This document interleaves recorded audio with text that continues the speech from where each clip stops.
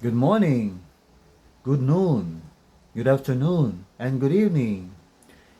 Thank you for viewing Biblical Preaching Lesson 5 instructional video at this very moment. I am your preaching host, William Mobile Kumilang. Thank you for taking time to view this video today.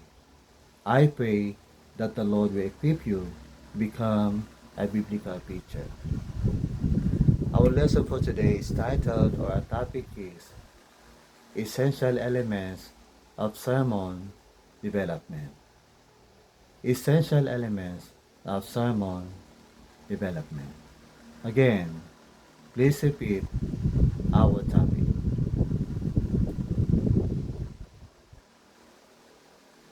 Ngayon, ang tanong ay, what does essential mean? Essential means, it also means, essential means important. What else? Vital. Ano pa? Crucial. Key. Necessary. Indispensable. And needed. The next question is, how to explain a biblical text? Paano nga ba?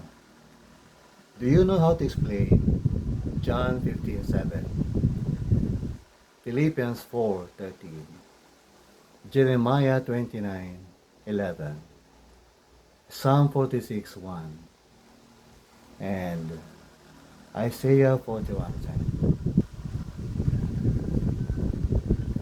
Explanation. How to do it? Paano nga ba? Number 1, by definition. Define a key word or key phrase in explaining a biblical text. John 15:7. Let's recite the verse together. John 15:7. If you abide in me, and my words abide in you, ye shall ask what ye will, and it shall be done unto you.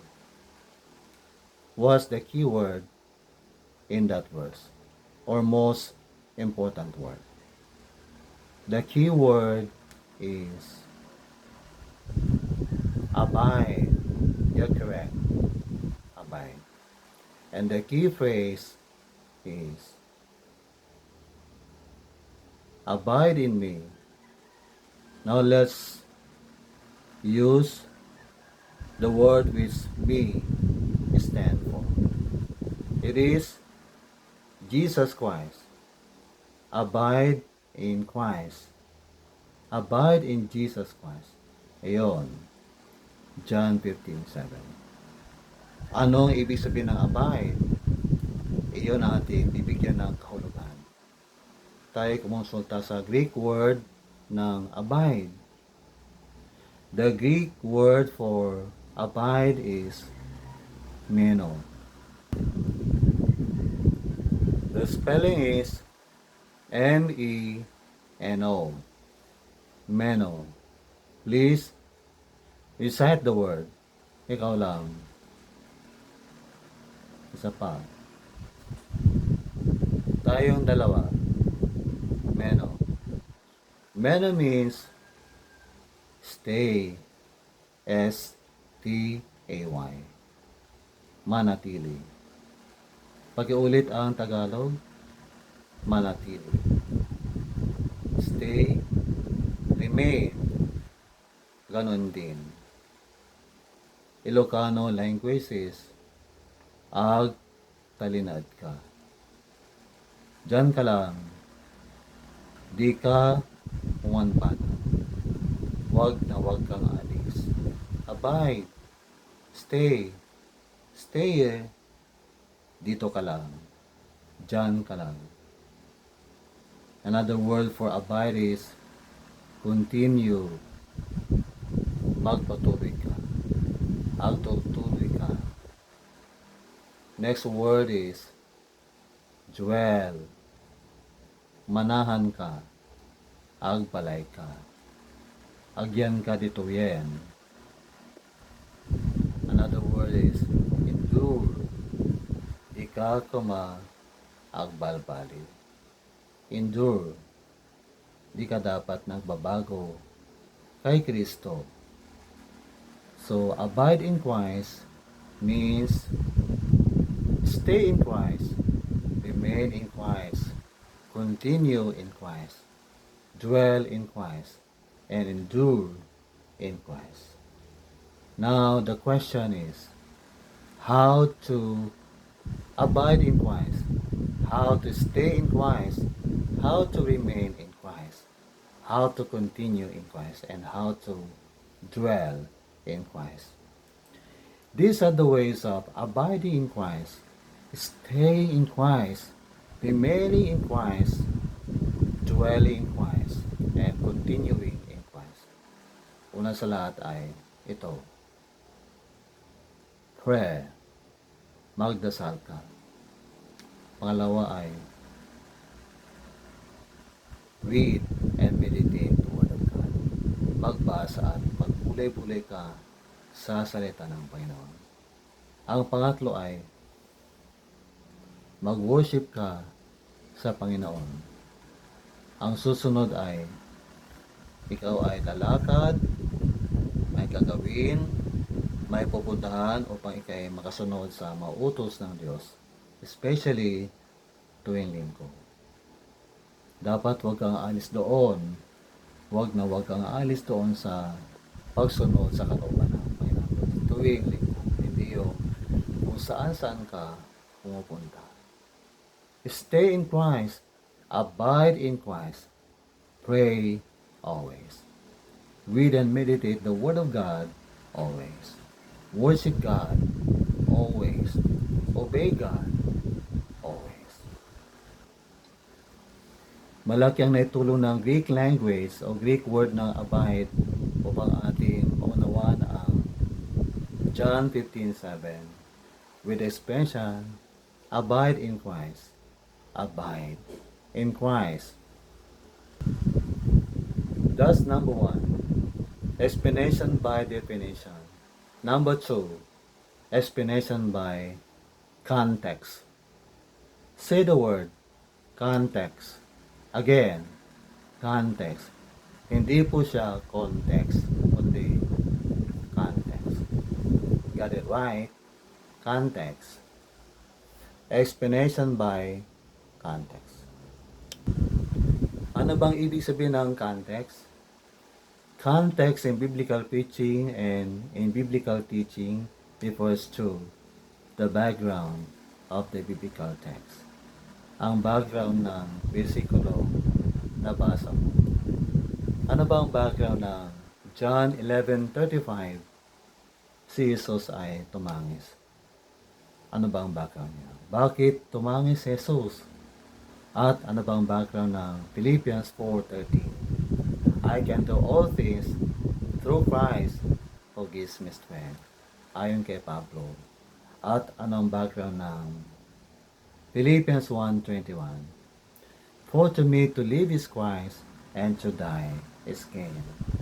And what is the background of Jeremiah 29:11, which says, For I know the plans I have for you, declares the Lord. Plans to prosper you and not to harm you. Plans to give you hope and future. And what is the background of Isaiah 41:10? Fear thou not, for I am with you. Be not dismayed, for I am your God. I will strengthen you. I will help you. I will uphold you with my righteous right hand. And what is the background of Matthew 6:33? But seek ye first the kingdom of God and His righteousness, and all these things shall be added unto you. Yun ang context.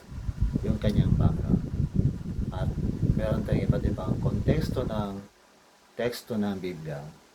Ang una ay immediate context. Yung ating mauunawa ng bersikulo agad-agad by using immediate context. Immediate context refers to the preceding and following verses. Yung mga bersikulo bago yung biblical text na nabasa mo. Preceding verses. Verses before the text. And following verses. Verses after the text. Iyon ang immediate context. Kung buong Biblia yung konteksto, ikay gagamit ng bersikulo sa New Testament and Old Testament para ipaliwanag ng isang teksto ng Biblia. Both Old and New Testament. Immediate context, whole context. Next is personal or experiential context. Ang iyong sariling karanasan ay makatutulong upang iyong maipaliwanag ang isang bersikulo. Just like me, before, I cannot explain when 2 Corinthians 12:9, which says, "My grace is sufficient for thee, for in weakness I can be strong, or you can be strong by my grace." Yun nga, akin nang naunawa ng bersikulo with my experience. Yun pala yun. Kapag mahina tayo lumalakas by God's grace. Kasi it is impossible for me to do this kasi ako ay PWD. But with God's grace, nakakaya kong gawin ito. Nakakaya kong mag-preach, mag-teach, at gawin ang ministry by God's grace. Amen. Ang susunod ay authorial or biographical context. Yung buhay ng nagsulat ay makatutulong upang ating may paliwanag ang isang teksto ng Biblia. Another is historical context. Ang kasaysayan ay makatutulong. Next is cultural context. Ang kultura ng mga tao noon. At isa pa ay literary context. Ay makatutulong upang ating may paliwanag ang isang teksto ng Biblia. At marami pang iba, hindi ko sasabihin lahat kasi ibang topic yan. Different context of interpreting a text. Now, I would like to make an example of historical context. Our verse is Jeremiah 29:11. Sabihin natin, "For I know the plans I have for you, declares the Lord, plans to prosper you and not to harm you, plans to give you hope and future." At ano ang ibig sabihin ng bersikulo yan? Yan ba ay para sa mga taong nawawalan ng pag-asa? Yun ba talaga ang meaning ng bersikulong iyan? Yan ba ay para sa mga taong umaasang may magandang plano ang Diyos sa kanila at gaganda, bubuti ang sila'y unlad sa buhay? Yan nga ba talaga? Kung minsan, the verse is not explained well at hindi understood well ng mga nagbabasa at gumagamit nito. Now, you are going to know the context of Jeremiah 29:11. Diyan ka lang. Since it is historical context, dapat alam natin mga dates. I am going to use these dates today. 606 BC, followed by 597 BC, and followed by 586 BC. Another is 536 BC and 539 BC. Ano ang mga pangyayari sa mga dates na ito, petsong ito? Unahin ko ang 606 BC. 606 BC refers to the first Babylonian captivity ng mga Hudyo. Kasi noon, marami silang kasalanan sa Diyos. Ang kanilang number one na kasalanan ay idolatry, injustice, at marami pang iba. And on 606 BC, God sent the Babylonians to conquer Jerusalem. At maraming managuhang Hudyo at sila dinala sa Babylon. Hindi pa rin sila nagbago, kaya mayroong sumunod na Babylonian captivity at ito naganap sa 597 BC. Kaya marami pa rin nakuha ang mga Babylonians papunta sa kanilang nasyon. Pero hindi pa rin sila nagbago. Kaya mayroong naganap na final captivity. And this is known as Jerusalem Burn in history. Jerusalem Burn. Sinunog ng mga Babylonians ang buong Jerusalem. Ang bakod ay nasira, gates, at templo. Ang saklap Kaya ang mga Hudyo noon ay nanlomo.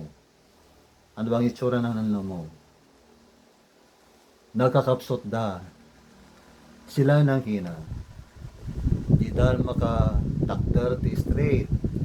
Di dahil may tangad ti muginda. Like this. Nakadumugdan. Mababainda. Taadadan ijay foreign country. Ijay Babylon.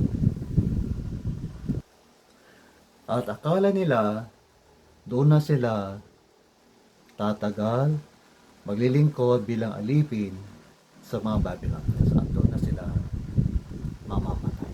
Ngayon, nandito ang prophecy ni Jeremiah from the Lord to the Babylonian captives. Doon sa Babylon, sa mga Hudyo. Basahin natin ang Jeremiah 29:10. Ready? Jeremiah 29:10, KJV. For thus saith the Lord, that after 70 years be accomplished at Babylon, I will visit you, and perform my good toward you, in causing you to return to this place. So my promise of return. So this return is restoration. They shall be restored to their homeland from Babylon after 70 years. Wow, ang ganda. My restoration from God. My restoration. My return. Kumbaga sa mag-asawa, may pagbabalikan. Kumbaga sa ikay natanggal sa trabaho, may restoration sa trabaho at mas maganda pa. Work. Kay Job nga may restoration ng kanyang mga ari-ariang nawala. Ang kanyang mga ari-arian, mga alagang hayop ay nadoble, di ba? Kasi nagkaroon ng mas maganda pa mga anak. Ating balikan ang mga dates. 606 BC ang isa ng Babylonian captivity. Bakit 70 years? After 70 years sila ibabalik kasi ang mga Persians ay natalo nila ang Babylon noong 536 BC through King Cyrus. Ngayon ating kwentahin. 606 BC minus 536 BC, ang totoong sagot ay 70 years. Wow! Hindi siya kasinungalingan. Yan talaga yung totoo. 70 years ang captivity sila. Napalaya mula sa mga Babylonians through the Persians at ang kanilang pag-return sa Jerusalem, their homeland is 539 BC. Siguro napawaw kayo sa historical context ng Jeremiah 29:11. Huwag kalimutan ang aking explanation through historical context. Alam nyo, mahaba ito, diskusyon, talakayan, kaya yun lang aking example sa inyo.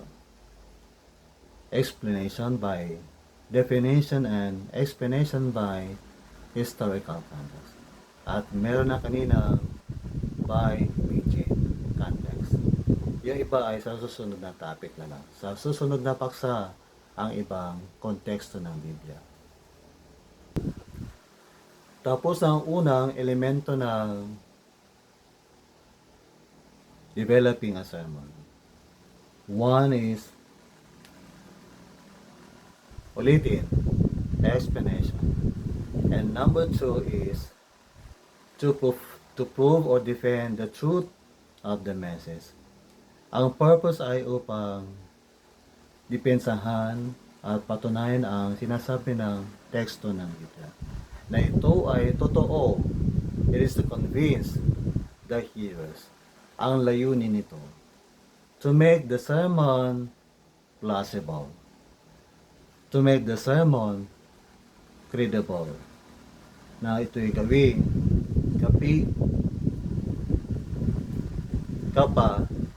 kapani-paniwala. Ayun pala. Siguro nakakapilang ako. Kapani-paniwala. Credible and believable. Yun. Totoo nga. You should answer the question, why should I believe this? Kung ikaw yung hearer ng sermon, why should I believe this? Yan ba'y totoo? Baka hindi naman yan. Baka yan ay opinion lang ng pastor o teacher. Why should I believe this? How to do it? How to do argumentation or validation? Do it by using supporting scriptures to confirm the point. Use scriptures to confirm the point. So use supporting verses and present logical reasoning. Address also possible objections or doubts. Halimbawa, ang punto mo ay hindi totoo ang sinabi ng preacher na nakapost sa Facebook. Dahil ito ang totoo. Ganoon. Like, hindi totoong si Kristo ay tao lang. Hindi sapagkat sinasabi ng Filipos 2, 5 hanggang 8 na siya ay Diyos. At dahil siya ay Diyos, siya ay nagkatawang tao upang kanyang tingnan ang ating kapakanan. At iba pa. So cite supporting verses or supporting scriptures.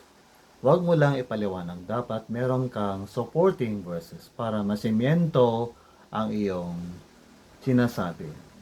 Kapag sinabing masimiento, meron siyang pundasyon. Meron siyang backbone para ito'y maging credible, plausible, at believable. Let's say, this is your statement. God provides for His people. Ngayon, quote supporting verses for this proposition, for this truth that God provides for His people. Magbigay sa akin ng isang versikulo o passage sa scripture na magpapatunay na ang Diyos ay nagbibigay ng pangailangan ng lahat ng kanyang mga anak. Magbigay ng isa. Philippians 4:19. But my God shall supply all your needs according to His riches in glory. Kulang ang isang versikulo, dapat 2 hanggang 3. Pero kung 2 okay na, okay lang. Kung isa lang, wala ka nang mahanap, at least meron kang nabanggit na supporting verse. Pero kung 2, mas okay. Better.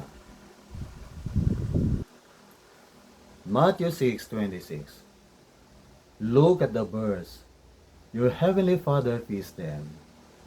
Sabi ng Panginoong Jesus. If God cares for the sparrow, how much more you? Sabi ng Panginoong Jesus. Amen. That is example 1. Example 2. The truth is, God exists. May Diyos. Ngayon, paano mo mapapatunayan na Merong nga Diyos. Let's quote two verses, two supporting verses. The first one is Genesis 1:1. In the beginning, God created the heavens and the earth. The second verse is Psalm 19:1. The heavens declare the glory of God, and the firmament show it his handiwork. So I'm done with the two elements. Let's have a recap. Number one, explanation. Number two, argumentation or validation ng truth. Number three is yung magbibigay ilaw. Parang sermon ay maging bright, maliwanag. Ito ay illustration. Pakiulit, illustration, illustration. The purpose of illustration is to throw light upon the idea.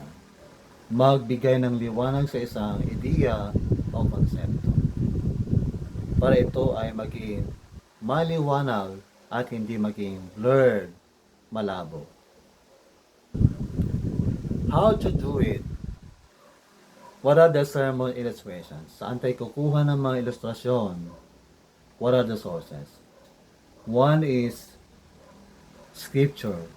Ito yung best source of illustration. Kukuha tayo ng kwento mula sa Biblia upang magpaliwanag sa isang konsepto, ideya, upang ito ay maintindihan ng mga viewers and hearers. Ang kwento ng pag-ibig ng Diyos sa mga tao, ang best story for that is the prodigal son. Ano pa? Aside from Scripture, historical accounts, ang mga pangyayari sa nakaraan ay pwede rin. Next is personal experiences. Marami ako niyan at sana ikaw rin. Pwede may kwento yung sariling karanasan upang mabigay liwanag sa isang sermon na yun ibinabahagi. Ano pa? Literature, literatura, prose and poetry, mga kwento at mga tula, kanta, pwede rin yung lyrics ng kanta, pwede rin. Mas maganda kung kantahin mo na ito. Kung hindi ka marunong kumanta, basahin mong lyrics, magtula ka, magkwento ka ng manabasa mo. Pwede ang kwento ng mga hayop, fables, parables, and many more. Examples. Example 1. Illustrating the existence of God. Para mga tao ay maniwala may Diyos nga. Kasi may mga tao hindi naniniwala may Diyos. Isang araw, may isang ateista na nakakita ng kalabasan. Sabi niya,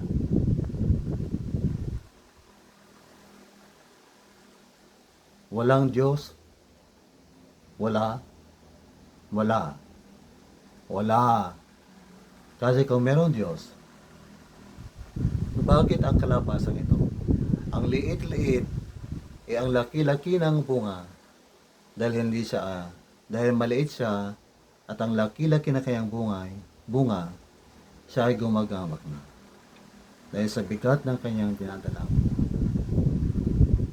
At siya nagpatuloy ng kanyang paglakad. At napagod siya sa pamamasya sa bukid.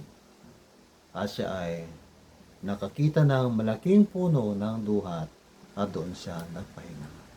Siya ay humika. Nag-iklip ng konti. At doon sa itaas ng puno, may mga ibong naglalaro at kanilang tinukaan isang bunga ng duhat. At ang bunga ng duhat ay nahulog sa kanyang mukha, sa kanyang ilong. At dahil dito siya ay nagising. At nakita niya nahulog na bunga ng duhat doon sa kanyang tabi. Sabi niya, ah, buti na lang. Ganito lang kaliit ang bunga ng puno ito. Kasi kung ang kanyang bunga ay kasing laki ng bunga ng kalabasang iyon, ano na kaya nangyari sa akin? Ilong, mukha. Totoo nga may Diyos. May Diyos at ang Diyos na yan ay wise. Marunong siya. At mula noon, siya ay naging theist. Siya na ay naging believer of God dahil sa kanyang sariling experience. Wow! Ang ganda ng kwento, no? There's a story illustrating the existence of God. Example number 2. Illustration about gratitude to God. Isang araw, may taong sumisigaw sa gubat at sabi niya, "Help! Help! Help! Help!" At siya ay napakinggan na isang tao na naroon, isang hunter. At hinanap ng hunter kung nasaan ang sigaw. At kanya nakita ang isang taong sinasakmal ng isang leon. At kanyang binaril ang leon at namatay ang leon. Iyon naganap sa kagubatan. Sa sumunod na araw, after 2 days, ang hunter ay lumabas sa kanyang bahay. At nagulat siya sapagkat sa harap ng kanyang bahay ay may nakita siyang mga tao. Hindi lamang mga tao, pati mga hayop ay naroon. Gaya ng mga pato, manok, baka ay naroon. At meron siyang kinagulat ng malaki. Sapagkat may taong biglang lumuhod sa kanyang harapan. Sabi ng tao, "Panginoon, maraming salamat po sapagkat ang buhay ko ay inyong iligtas. At dahil ang buhay ko ay inyong iligtas, inaalay ko ang buhay ko sa inyo bilang pasasalamat. Ako ay maglilingkod sa inyo hanggang sa aking huling hininga. Hindi lamang ako, kundi pati ang aking pamilya, mga katulong ay maglilingkod sa inyo. At lahat ng ito, ang mga hayop na ito ay aking inaalay sa iyo bilang pasasalamat ko sa iyo. Panginoon, maraming salamat po. Maraming salamat po, Panginoon." Iyon ay totoong nangyari sa Africa sapagkat noon, ang kulto ng Africa ay kung sino nagligtas ng buhay mo ay magiging Panginoon mo. Alam nyo, ang ganda na application niya. Mga kaibigan, dahil si Kristo siya nagligtas sa atin bilang pasasalamat sa Kanya, ating iaalay ating buhay sa Kanya at tayo maglilingkod sa Kanya habang tayo nabubuhay at ating iaalay ang ating mga ari-arian at mamahal sa buhay sa Kanya. Kung payag sila, tayong lahat ay maglilingkod sa Kanya. Sabihan natin sila na samahan natin sila, samahan ako sa paglilingkod sa Kanya bilang pasasalamat sa Kanya. Yun po yung tinatawag na illustration at akin pong dinagdagan ng application na rin po. Recap po tayo. First element ay explanation. Second element, argumentation or validation. Third element, illustration. And the fourth element is yung tayo ay gagawa ng action. The preacher will call the attention of the hearers or viewers to do a particular action. At yan ay application. Tama ka. Application. Application. Pakiulit. At narito ang application ng Jeremiah 29:11 aking in-explain kanina. God our hope knows His plan for us. And His plan for us is great and best. Kaibigan, huwag kang mawala ng pag-asa. Umasa kang bubuti, aangat at uusad ang buhay mo dahil hindi ka pababayaan ng Diyos. Magandang plano ng Diyos sa buhay mo. Kung meron kang karamdaman, gagaling ka. Kung meron kang problema, may kalutasan ang iyong problema. Kung ikay nakakulong at bihag ng isang nakaraan, ng utang at iba pa, ikay lalaya sapagkat tutulungan ka ng Diyos. At kung ikay walang asawa, ikay matanda na, hindi ka mananatiling baak sapagkat ikay pagpapalain ng Diyos, tutulungan ka ng Diyos sapagkat habang may buhay, may pag-asa. Amen. At kung marami kang nawala sa iyong buhay, kaibigan, ibabalik ng Panginoong Diyos sa iyo ang lahat ng ito sa tamang panahon ayon sa kanyang kalooban. Mag-obey ka lang sa Kanya at umasa sa Kanya, magtiwala sa Kanya araw-araw. Iyan ang application ng Jeremiah 29:11. Siguro natawa kayo sa paa. So, sa mabaag, yun talagang application niyang isa. Hindi tayo mananatili ganyan kung tayo may desire na bumuti ang buhay natin na gusto natin mag-asawa, magkaroon ng anak. May pag-asa sa Diyos. He knows His plans for us. And His plan is to prosper us, not to harm us, to give us hope and future. Amen. So kapag action, kailangan natin gawin ito. So dapat ang future ay always call the attention of the hearers and viewers to do an action. Let's obey God. Sabi niya. Let's trust in the Lord. Let's continue to serve God. Let's love God wholeheartedly. These are all actions na gagawin natin sa application. So tayo gagamit ng expressions like, Dear friends, I deeply encourage you. I exhort you. I heartfully advise you. I urge you.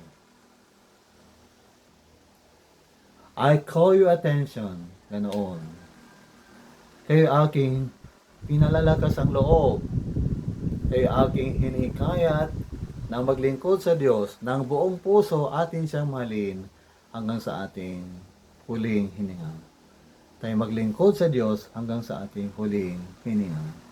So may action sa application. Huwag lang sabihin na ang Diyos ay mapagmahal.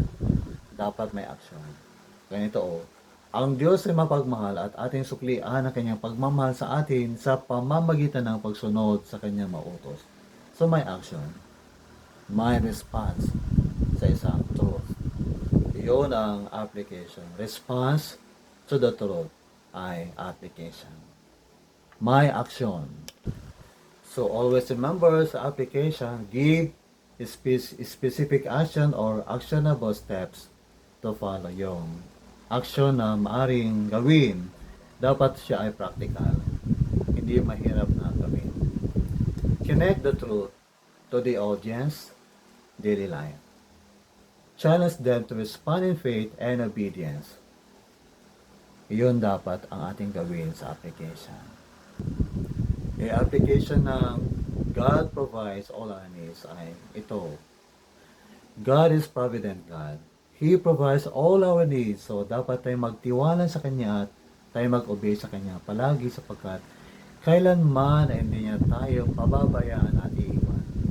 Tayo magpatuloy na umasa sa Kanya, magtiwala sa Kanya at again, tayo mag-obey sa Kanya. The essential elements of sermon development. Explanation. Explanation makes the sermon clear. Argumentation. Argumentation or validation makes the sermon credible or believable and plausible.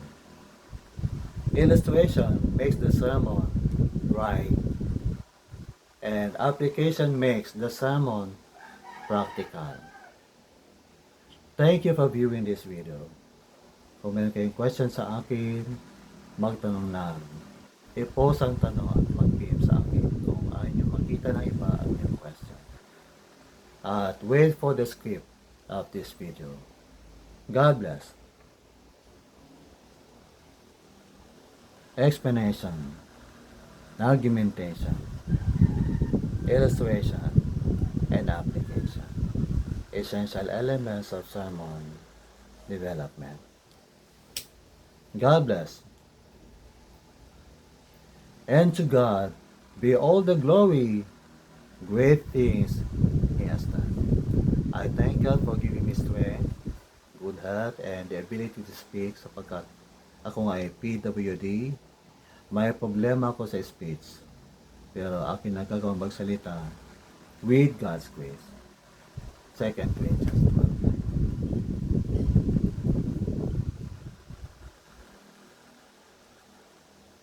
Smile tayong lahat.